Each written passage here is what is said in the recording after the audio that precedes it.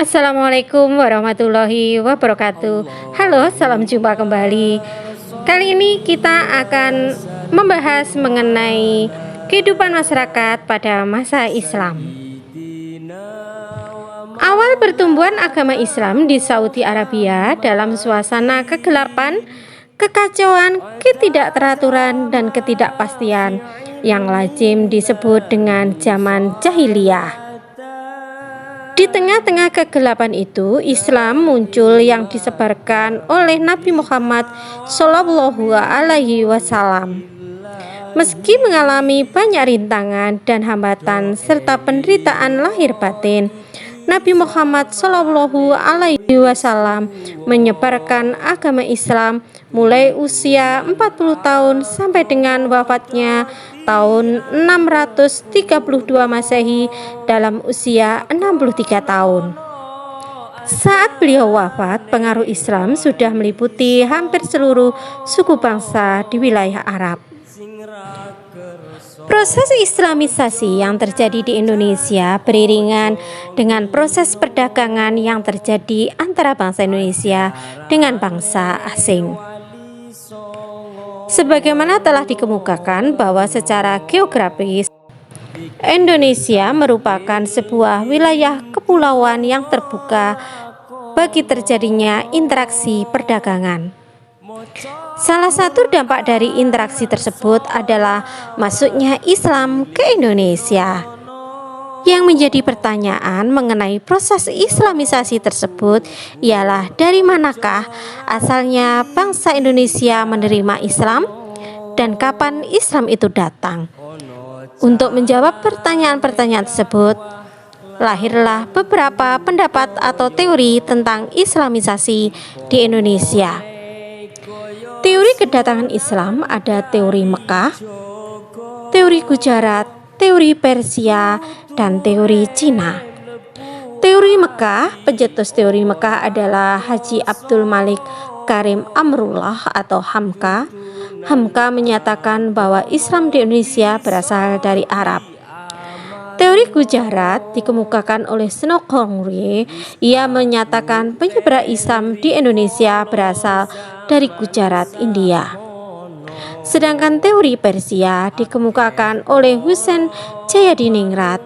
Menurut Husain Jayadiningrat, Islam yang masuk di Indonesia berasal dari Persia atau Parsi. Kemudian ada teori Cina. Teori ini didukung oleh Sumanto Al-Qurtubi.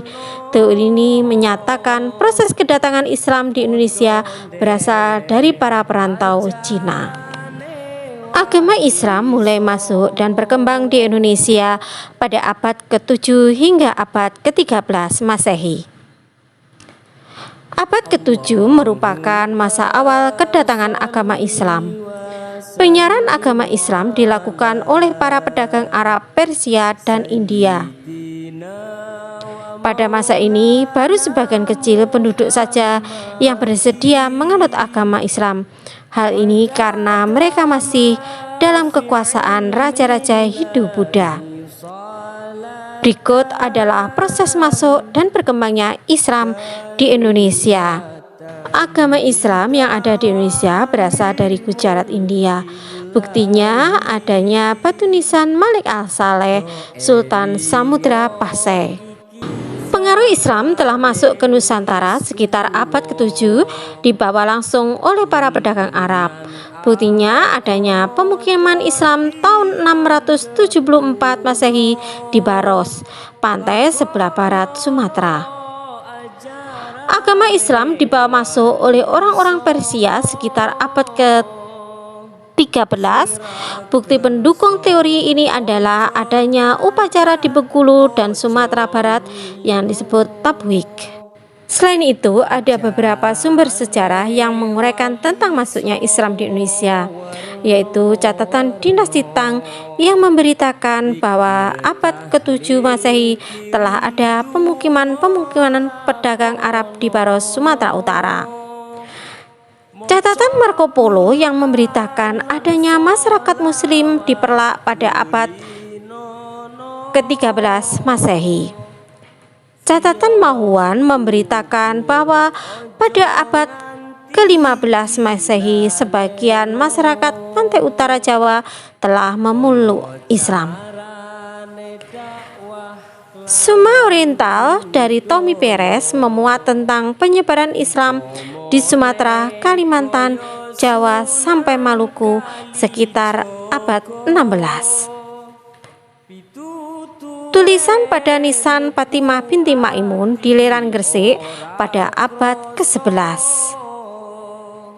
Pemakaman tua di Troloyo dan Trowulan yang membuktikan adanya bangsawan Majapahit yang sudah memeluk Islam pada masa pemerintahan Hayam Wuruk.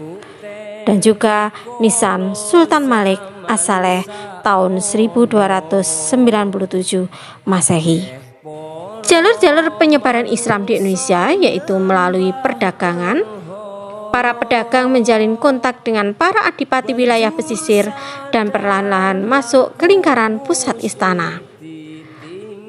Lewat perkawinan, para pedagang menikah dengan perempuan pribumi, putra-putri para bangsawan atau adipati, dan bahkan dengan anggota keluarga kerajaan. Jalur penyebaran Islam yang lainnya yaitu lewat jalur pendidikan.